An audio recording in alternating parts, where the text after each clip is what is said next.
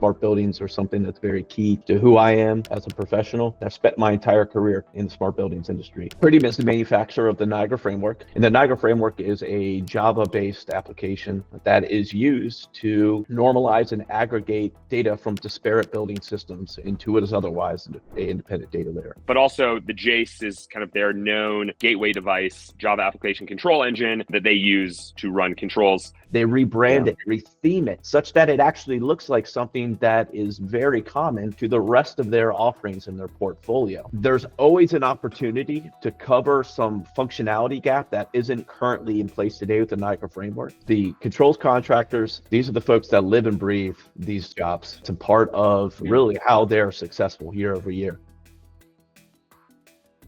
Okay, we're back for another episode of The Down Low with Joe. Obviously here with Lewis Martin, LMC. I'm Joe Aamidor. We have a really great and interesting guest today, Stephen Holicky from Tridium. If many of you have not heard of Tridium, which I would be surprised, it's a part of Honeywell, operates independently. Really, the most common way you have heard of Tridium is likely through the Niagara Framework, the Niagara platform, which underlies a lot of the building automation and controls you find in a lot of buildings, but also the JACE is kind of their known gateway device, Java application control engine, and a lot of OEMs, pretty much all the major OEMs, have a version of the JACE that they use to unlock data in buildings to run controls. With that, we'll get into a lot of details on Tridium, on where the smart building space is going. Stephen, welcome to the podcast, and maybe just say hello and give us a little bit of intro about you and your role at Tridium. Yeah, sure, Joe. It's great to be here and appreciate what you are doing. We've been a regular attendee for some of these podcasts, and so just love the evangelization that you guys really promote in every one of your sessions.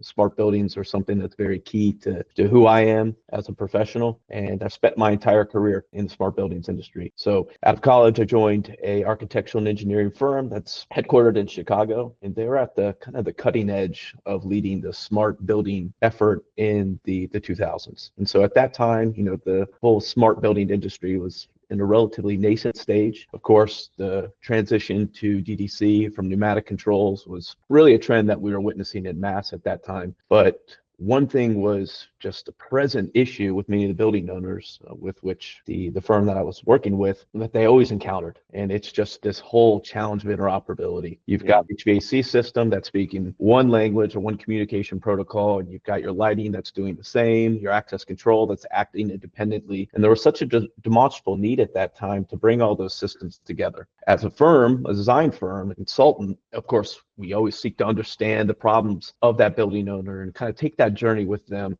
to establish the right product that will help them achieve those outcomes. And the Niagara Framework was one of those products that just stood the test of time. And it really did meet all of the needs from the building owners with whom we were engaging with at that time. And so in the late 2000s, kind of started in earnest with actually working with versions of the Niagara Framework, and worked with that firm for about 11 years. And then about 6 years ago, joined Tridium as a product manager. And about 3 years ago, took over as the chief product officer for Tridium.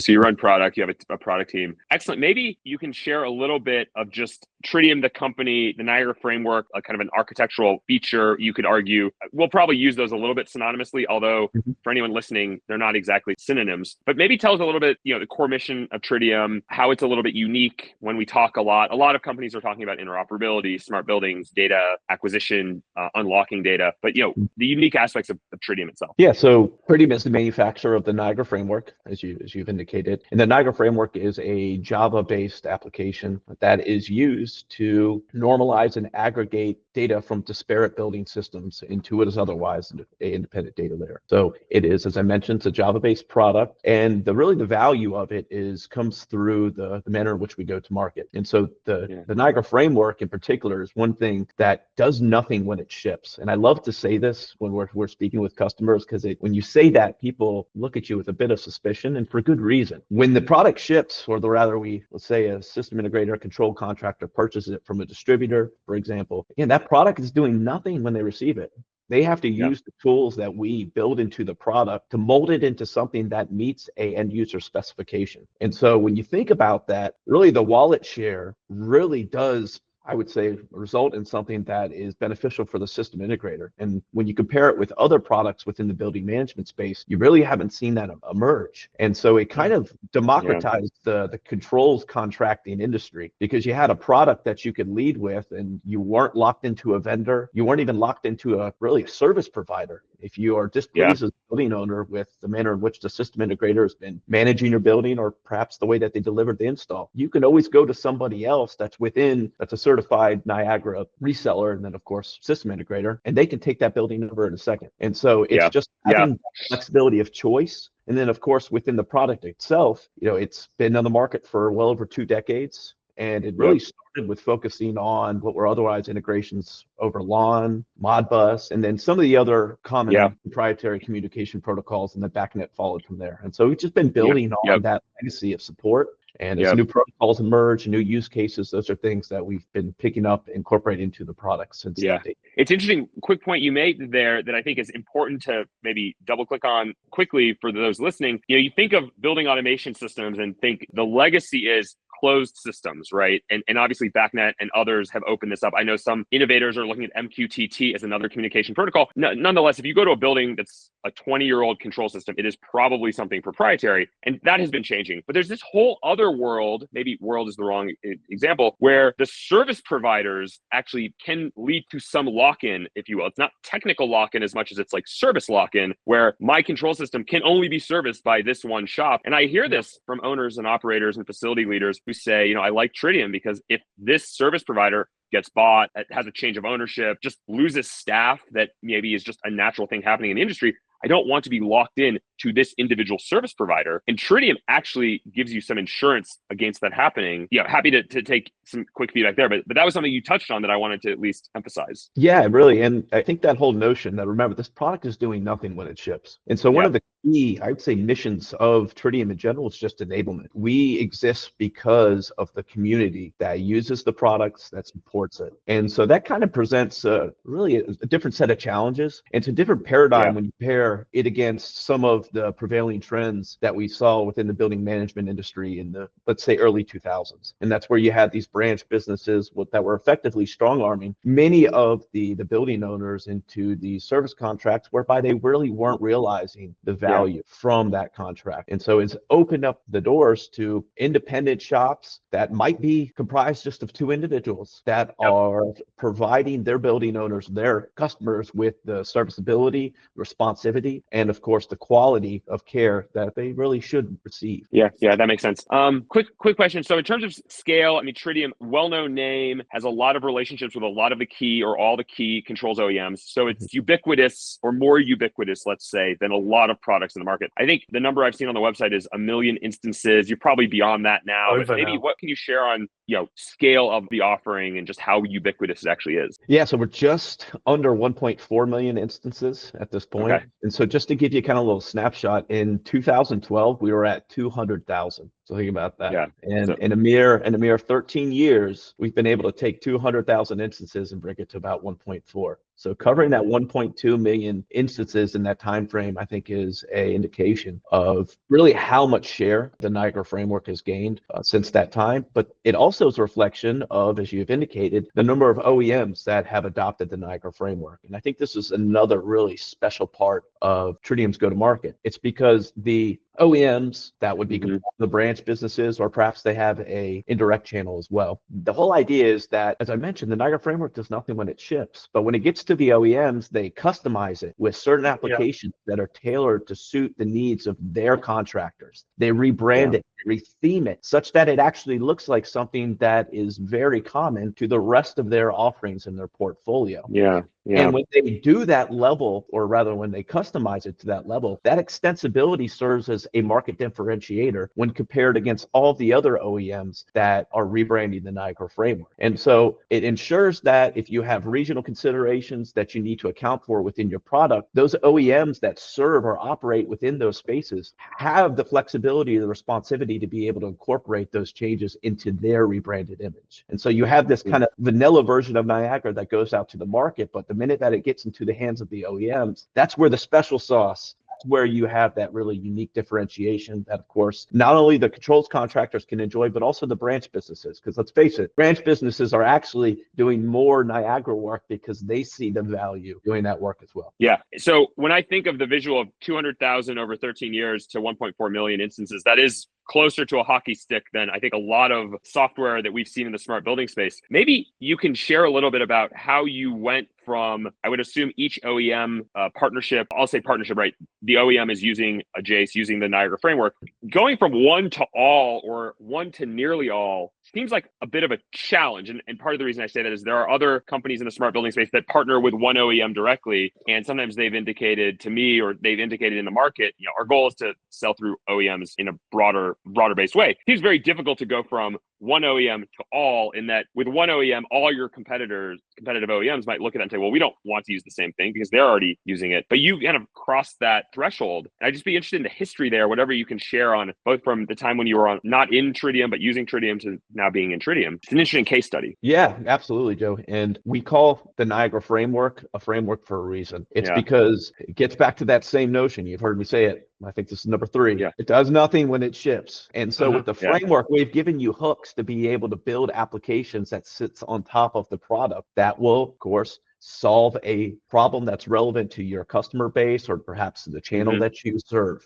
And so I think the market differentiation we see in those brands are so important to, again, it's ensuring that the product has the right capabilities in the market and verticals that it's serving. Because as we can appreciate, I might have an application that suits well for Class A commercial facilities, but the minute I get into pharmaceutical manufacturing, I have far more jurisdictional or regulation requirements that I'm going to have to adhere to within that building management system. So we even have certain modules or applications that are particular for the verticals in which you would be installing the Niagara Framework. And now I think you mentioned with one OEM, they might see that, well, hey, this other OEM is using the Niagara Framework. And they might say, well, I don't want to do that because, that's what they're doing. But we've seen actually the complete opposite, because there's always an opportunity to cover some functionality gap that isn't currently in place today with the Niagara Framework. And OEMs has viewed those particular use cases as a great opportunity for them to position their products to fulfill that particular problem or that was creating that gap. And then, of course, because we have so many independent contractors out there, they can actually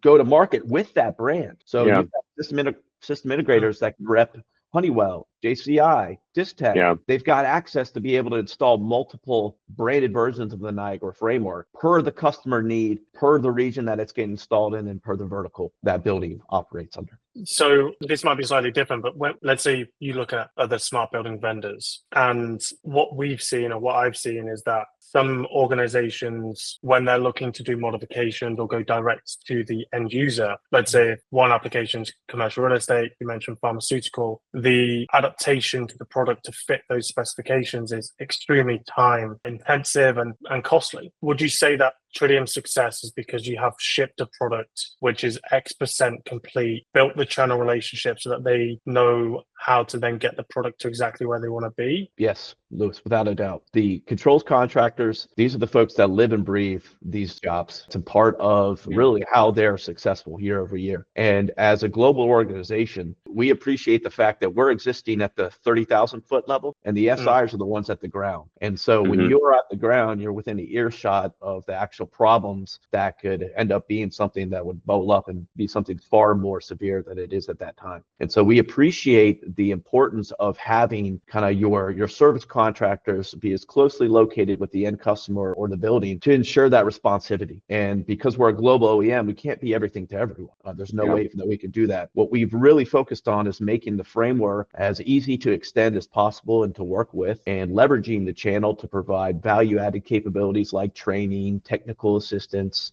even licensing support. And that's why I mentioned it's a community at the end of the day that's truly has enabled the success of the Niagara Framework, Lewis. And I think you hit that on the head. Yeah, which begs the question why maybe there's not more emphasis on those other vendors or smart building platforms needing to go through the channel. Maybe there's reasons for that. I'm not privy to that, but yeah, it's interesting. How's Tridium changed from when you joined, 6 years ago to now? Obviously, you've changed roles, you've taken on more responsibility. It'd be good if possible. I think when you joined, you mentioned 200,000 instances, maybe an underperforming product or business unit to now, which, and one of the reasons why we wanted to get you on, arguably, if not the most successful organization outside of OEMs in our market. Yeah, so when I joined Tridium, it was, I think at the time, version 4.8 was releasing, so that would be otherwise the seventh iteration of Niagara 4, which was released in 2016. And one thing that immediately struck me was that the culture here is absolutely intoxicating in a good way. I have the unique experience of being able to work with some of the brightest people in the industry. And that's something that I truly appreciate. I'm humbled by it, in fact. And it's like every day is a new opportunity. I believe that just as a person, but certainly looking within Tridium, just given the customer base that we serve, given the challenges that we see on the day-to-day, it's such a humbling experience. And when I joined, it was something that I was excited about. Of course, I think perhaps appreciate how much goes into product management because I existed on the other side of the world. You know, I was doing, whether it was system integration work, I was actually doing design spec, drafting, drawings, and commissioning, of course, was one of my other specialties and stuff like that. So I existed on the other side of the world, and coming into product management really did open my eyes insofar as how much effort is required just to create a single version of the Niagara Framework. And another thing that I realized is that this company takes security so seriously. It really is our mantra, and the mantra is secure by default. I don't think I appreciated it at the time of joining it because I just kind of viewed it as a tagline. But the minute that I started working here and saw the sheer number of development hours that were just put towards anticipating security vulnerabilities, putting ourselves on a proactive standpoint whereby we could create a release cadence that otherwise ensures that we always have a secure version of and stable version of the Niagara Framework available, such that it can pass any software scan that an end customer might want to put the software through. It was a humbling, perhaps even a bewildering experience upon joining. And since then we've been able to, of course, release a new version of the Jace. We had the Jace 9000 come out, which is a very important hallmark within Tridium's history. Of course, released the Niagara Cloud Suite and completing some of the objectives that were put in place with the launch of Niagara 4, modernizing the Workbench engineering application interface, bringing that into the browser to enable remote monitoring, remote engineering, things like that, but kind of modernizing the entire tech stack as well. So we've been plenty of development in that regard. And then, of course, we're at the precipice of Niagara 5 here. Developing that in earnest. First, thank you. It's funny. Product management always looks really easy until you're actually doing product management. Is not necessarily a mantra, but I think you indicated that. I truly believe that. That's kind of the core of my business. I was going to ask you one quick question. We would love to talk to you about kind of the future of buildings, smart buildings, where things are going. But the quick question that I wanted to talk about a little bit was the Honeywell acquisition, which is almost 20 years ago. And maybe I'll let you kind of talk through whatever you're willing to share. But when Honeywell bought Tridium was not nearly as successful. I mean, you noted in 2013 at 200,000 instances, and the acquisition from Honeywell was not quite, but around 10 years prior to that. So it was an interesting technology, maybe very opportunistic versus this is a great business that we want to just have within our stable. I'd love to just talk a little bit about that and what you can share, because it's turned out to be a very successful acquisition, I would argue. Incredible. But it wasn't always seen that way. The reason why Honeywell acquired Tridium is because they truly believed in the promise of the product. And you have to think about this is that, at that time, everyone was leading, as I mentioned, with their proprietary automation systems. And if you think about it, what an investment. I mean, because you're almost saying that I'm hedging my bets on the success of this product, given its capabilities, but also giving its go-to-market. And I think a couple executive sponsors, at least within Honeywell at that time, that really, they had their crystal ball out, because I think they kind of anticipated where the industry was going to head. And Honeywell's been a great champion and really steward of Tridium since that date. As it relates to investment, it's something that it's not questioned. And I think that in itself is one of those indications that Honeywell not only believes in the power of the Niagara Framework, they're Mhm. invested in success, and more invested just from the fact that you're funding R&D. No, it's actually the success of the entire suite of building management products that they go to market with really has Niagara baked into the core of its strategy.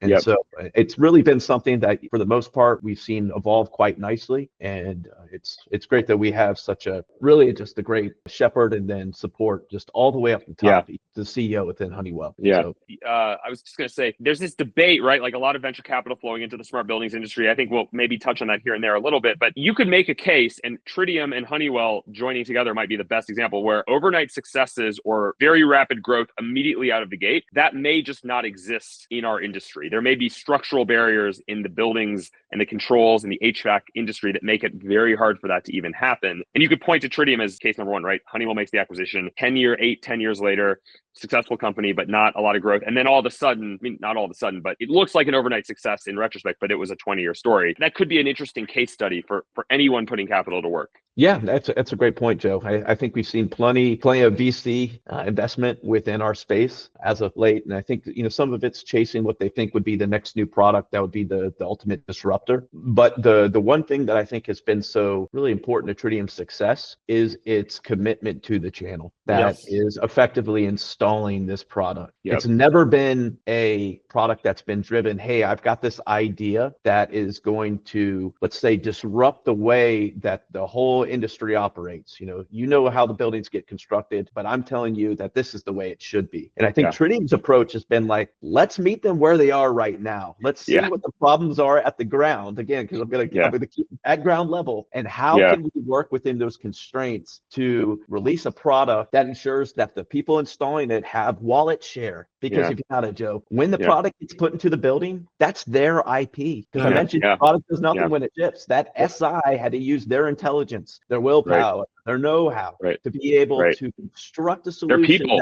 right? Yes, but they own that. They own it. That's their system. I have zero visibility into that as an OEM. Like I said, when it ships, I don't know what's being integrated. I can just kind of give you, hey, here's what the license looks like, but I have no indication.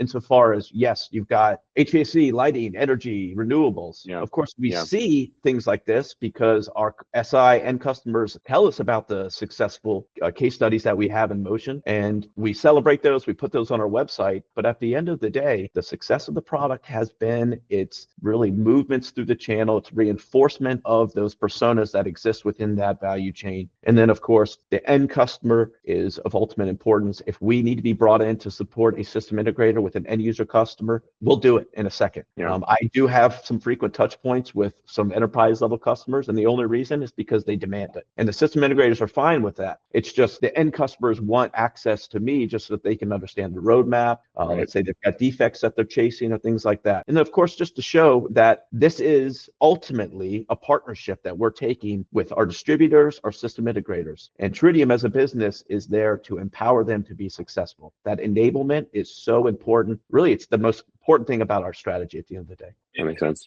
Yeah, and I think that's probably why there's so much emphasis on the Tridium community, right? Like with all the training and development that you pass through the channel or even to enterprise clients. I was going to say, when we were talking about Honeywell one acquisition, the ROI, I would love to be able to see what the multiplier is there, but I'm not privy to those details. So obviously, when you look at Tridium and we see it day in, day out, people talk about it. It's a brand that everyone respects. And I would say the majority, if not 90, 95%, maybe even 100, who knows, they value Tridium and they have Tridium or hold Tridium in high respect, the Niagara Framework, which again is extremely hard in this space with what's happened over the last 4 or 5 years. I imagine there's been some challenges along the way, right? Like you can't go from 200,000 instances to 1.4 million in 10 years without road bumps. What's been the biggest headache? I mentioned security as being one thing that I didn't appreciate how much time was put into the product when I was on the other side, on the contractor side. But I'll tell you what, that threat landscape changes day by day. And the road bumps along the way, I think more or less have been ensuring that we've got a version available in the event that a customer, again, is getting ahead of the installer. They're scanning the software and they're already able to tell the controls contractor, hey, this particular version that you're wanting to install, I'm noting a vulnerability against the version of Java that's supposed to be running there. Yeah. That is something that as an OEM, you don't want to hear that from an end customer. You don't. I mean, from my perspective, we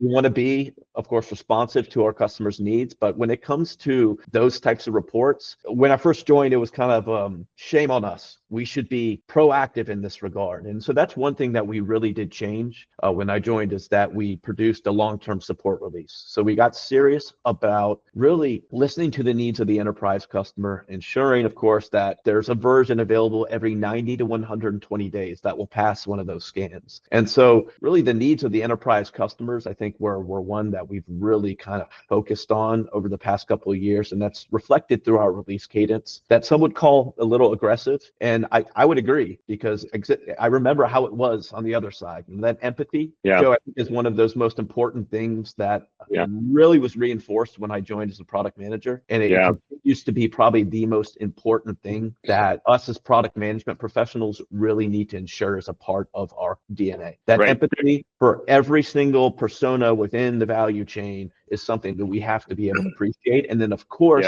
share with our colleagues. And so the road bumps that I would say we're really focused on, are we ensuring that the product is positioned and released in the right way to support the needs of the customers that are trying to do more with the Niagara framework? And I feel like we've done a good job at that. There's more to come, and of course those are things we look forward to. I was just going to add to that. I have a lot to say. This is a good conversation. There's kind of two, I mean, I don't mean to simplify or oversimplify, but there's almost like two thoughts around product management. One is like, I'm the visionary. I know what you need, end user, end buyer, and I'm delivering that. And then there's the other side of, I want to listen to you and understand and really dig into your problems, the use cases. In reality, you need a little bit of both, but there are definitely companies that over-index on the side of I'm the visionary. And I think that can work in some cases, maybe better for consumer than for more of a enterprise type product where you can get really deep, meaty details.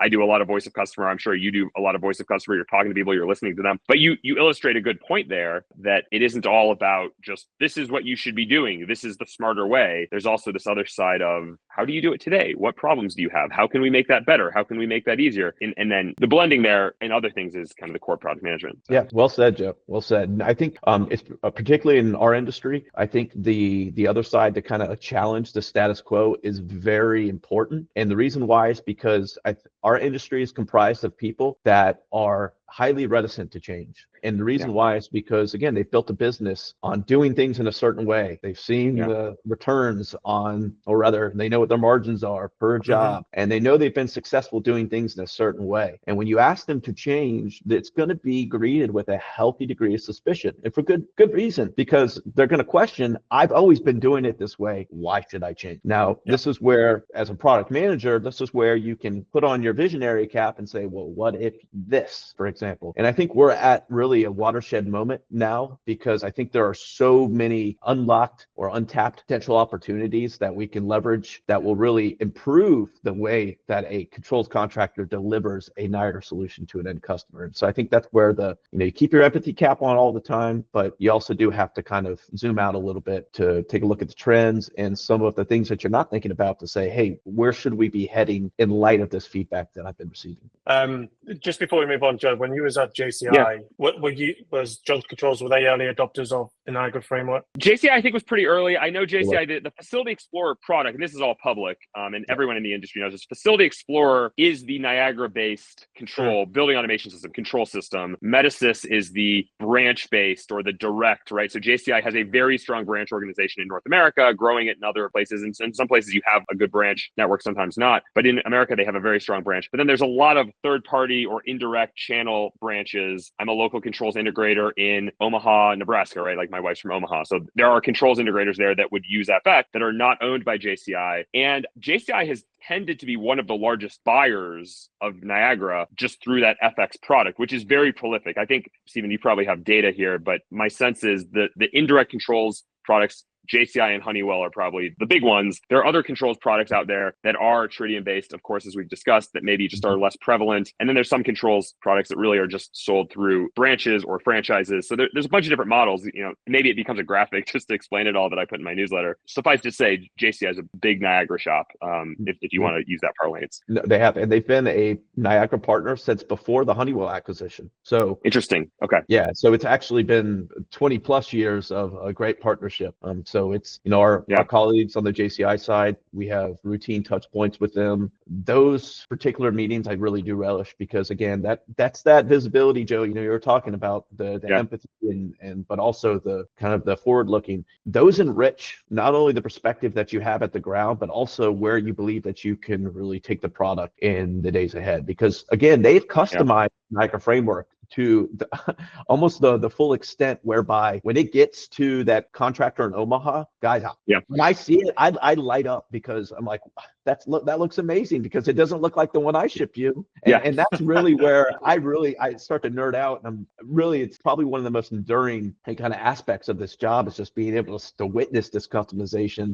and then see all the things that they've been able to build on top of the Niagara Framework. And then of course, share it with the people here at Richmond. It really is a experience. Well, and real quick, I've definitely heard at events, just in discussions with folks, they've said it's interesting that JCI and the term that I've heard is send so much revenue to Honeywell. Honeywell and JCI are obviously at the big picture pretty big competitors. They're not in all cases, and the market's much more nuanced than just we're competitors. However, you could argue what you just said is the answer. Well, really, we're using a baseline framework. We're paying for that. That helps us. But we're doing a lot of value add ourselves. Absolutely. As JCI, and then you could argue the contractors who are buying Facility Explorer in this case are doing their own value add or adding their own value in addition to all the work they're actually doing to implement it into a building or a group of buildings. That's exactly right, Joe. That's exactly right. I think you hit it there. As I mentioned, you can't be everything to everyone. Right. But you add a little bit at the base level. The OEM adds their extensibility and their differentiation, and then by the time it gets to the control contractor, they're adding their special flavor, and then you've got a solution that will meet the end customer's need because every specification is going to be different. Every building's going to be different. The way that systems get installed. Even ductwork, for God's sakes. You would think that ductwork would be as standard as they come, but it's not. Let's face it, sheet metal fabricators, whoever's putting the ductwork in, they'll put 90-degree elbows in, which creates a bunch of static pressure buildup in the duct. Next thing you know, you can't condition the space. Those are the real world implications that we see at the building level that unfortunately impacts the way in which the control systems are viewed by the end customer because it's not doing what it's supposed to. But then you could say, well, it's the mechanical design. The mechanical engineer will say, no, it's the installer. Yeah. And so this whole finger pointing thing, of the reason why that happens is, of course, every building is different. When you have a solution that can really be tailored to meet those specific needs, you're going to have that much higher degree of success. It's all making sense now. Final question, because I do want to get the last couple of topics in. I know we're running light on time. Is there a difference between, when you're building channel relationships, is there a difference between distributors and installers or integrators? Yes. Yep. So a distributor would be somebody that's effectively, they're moving boxes. And wholesaler. Yeah, they're wholesaler, exactly. Software, and I include software licenses. They're moving valves, actuators, maybe access control, periphery, actual embedded devices. That's a distributor. Now, in addition to that, they're also going to be providing training services more often than not. And so as for example, you've got a new actuator, for example, I'm going to be telling you exactly, here are the new features for it. Here's the new drive we put in place. You can integrate it over BACnet. And let's say I've got these two new UIs that I've added on within that embedded device. Same thing applies to software. It's a new release of the Niagara Framework. Here are the new features. Here are the training artifacts that Tridium has created. And then, of course, the sessions. And so they're really adding their value into that chain by supporting the contractors that are purchasing directly from them. And so your system integrators are going to be the ones that are purchasing from distributors and then taking that and installing that at an end customer site. Cool. Yep. Okay, got it. So it'd be strange if we didn't talk about Niagara 5. For those that weren't there, you announced that it's coming down the pipeline last year at Niagara Forum in California. Can you tell us a little bit more about what's to be expected? Yeah. So we're making a big overhaul of the product. The Niagara Framework runs on Java 8. And Java 8 is coming end of life here in less than 5 years. so about 4.5 years. So in advance of its end of life, we have a number of third-party libraries that we leverage within the product that have, of course, the Java 8 dependency. They are seeking to end of life their offerings in advance of that EOL in 2030. And so what we're doing is, of course, making the changes within kind of the under the hood, as I would say, to migrate to Java 21. And that comes alongside all of those support libraries that we leverage today to be able to make the product what it is. And so really at the core of what we're doing is ensuring that you've got a secure and stable version of Java. So we're basing it on Java 21, which is the latest LTS. On top of that, we're going to be adding some other changes in that are going to support our developer customers. So as I mentioned, the extensibility of the Niagara Framework is one of those fundamental value props. And so that's really going to hit the developer community. And so what we also do is empower them in ensuring they've got an easy way to extend the framework. And so we're going to be making some changes as it relates to the way we package modules and really just distribute the product. So that's really just at the hood level. But of course, we also are modernizing our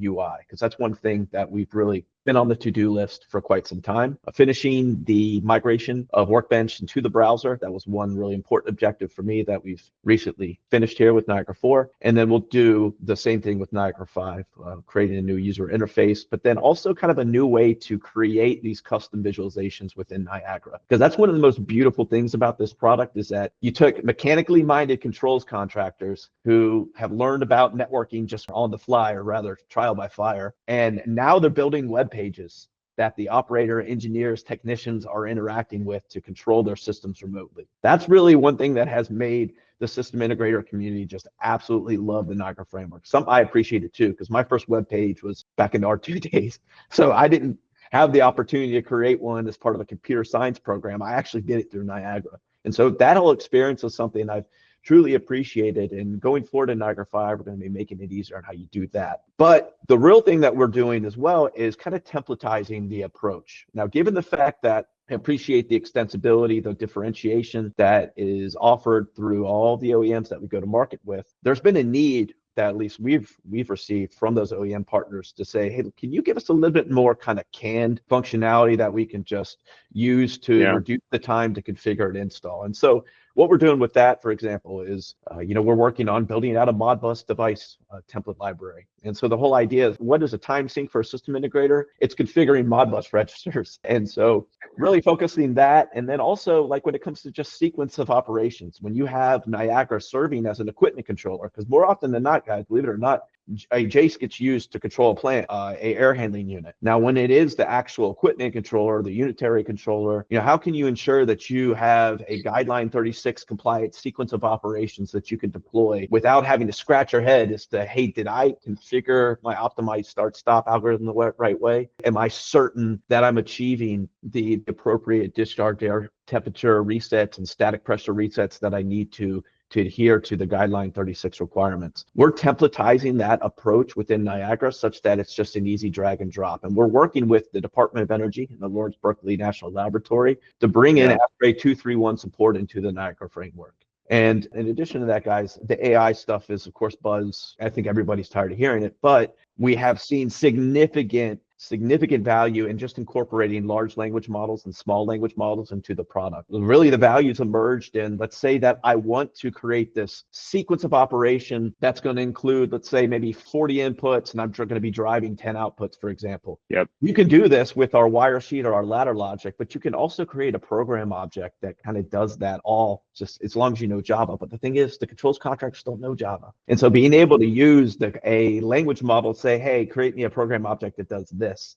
Those are things we're doing. We're also doing that against our technical documentation to be able to say, I have a common language query, like what is a control loop point? And be able to have that response be served up in a common language format is going to ensure that, well, as we have new SIs that come into the fold, new generation of people that are taking the mantle, that they are armed with the right know-how on how to properly configure and deliver a Niagara instance to an end customer.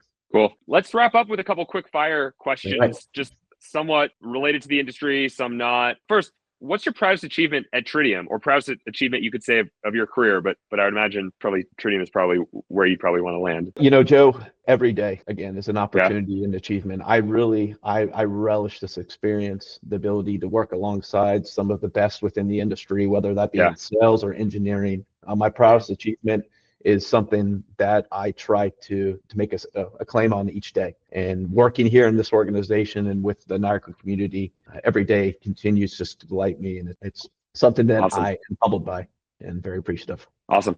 If you could change one thing about the smart buildings industry, just one thing, what would it be? I do wish that we moved at a faster pace than the glacial speed at which we are currently operating on. So I wish we moved a little bit faster, but I understand that this product in particular gets installed with construction funding, whether it's CapEx or even OpEx for that matter. So I understand that we're always going to be bound to those restraints, but I just wish we moved a little bit faster. Move faster, but not moving so fast that we break things. Exactly. It's kind of, Okay, what's your favorite building? This is a little bit of a lighter question, but yes. A favorite building. I love the neoclassical architecture. I love the Empire State Building. I always have, just because of what it represented when it was constructed in the 30s. Yes. Of course, it does have automation system in place, and one of our Niagara partners, I think, actually took that over recently. Of course, it was a former JCI install there, Joe. Yep. Relate to you. It was there, very big marketing success, among other things. But when I joined,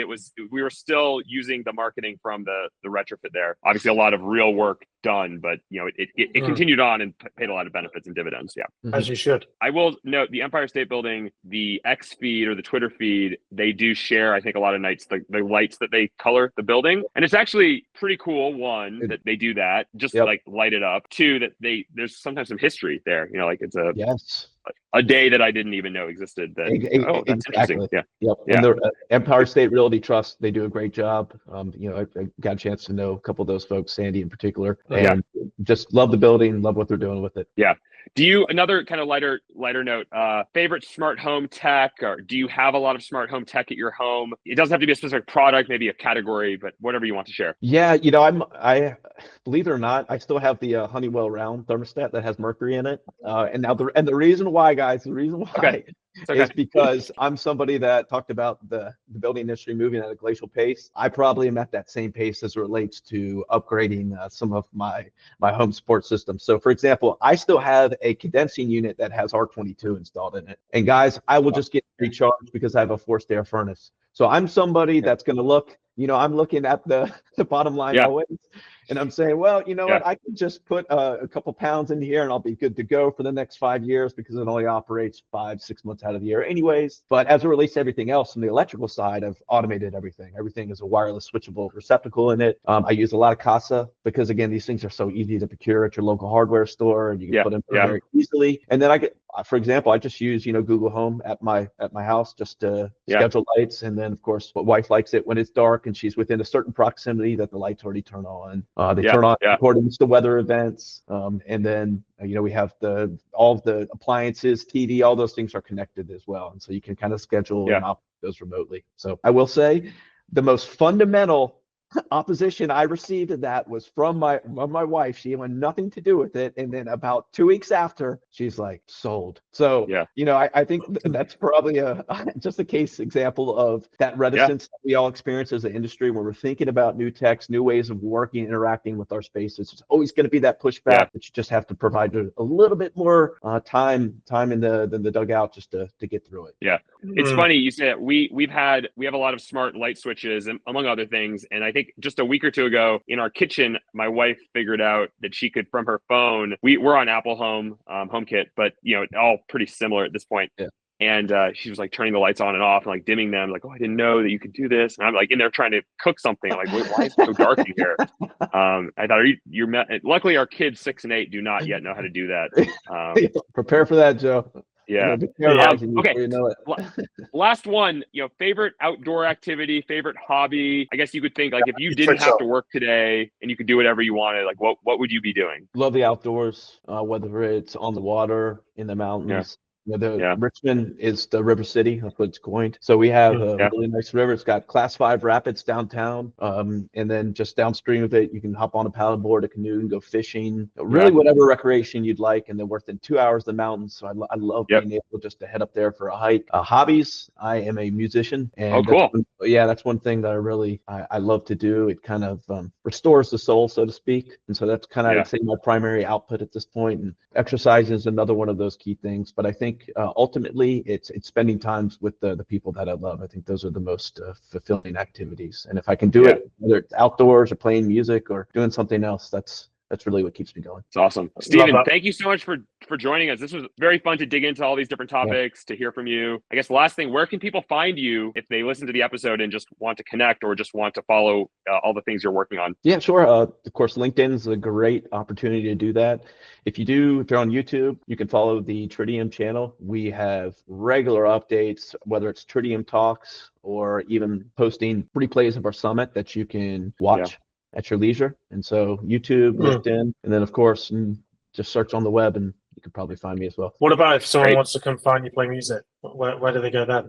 Well, that actually exists today. So you can search my name. You can probably find all the music that we got out there. So I got a couple of projects out there on Spotify, Apple Music, stuff like that. I found out background music for this episode, Joe. Oh, good. Yeah. No, actually, that's great. Great to license it. Yeah. It's all yours, Lewis. You have it from the horse's mouth here. Sweet. Well, thank you again, Stephen. This was wonderful. Yeah, it's been great. We'd love to have you on again, and maybe we can see if you can bring on a partner or some one of your clients just to change the landscape a little bit. But as Joe mentioned, really appreciate your time, and we'll see you soon. Sounds good. See you in a couple weeks, Lewis. Take care, Joe.